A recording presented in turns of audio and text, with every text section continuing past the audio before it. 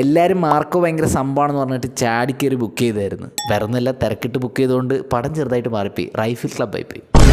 Cancel ചെയ്യാൻ നോക്കിയപ്പോൾ ഒരാൾ ടിക്കറ്റിൻ്റെ പൈസ നഷ്ടം. സോ ഒരു താല്പര്യമില്ലാണ്ടാണെങ്കിലും പടത്തിന് നേരെ പോയി. പക്ഷെ കിട്ടിയ ഫീല് ഒരു രക്ഷയില്ലാത്ത പടം. വേറെ തന്നെ മൂഡാണ്. സമയം പോകുന്ന അറിയില്ല.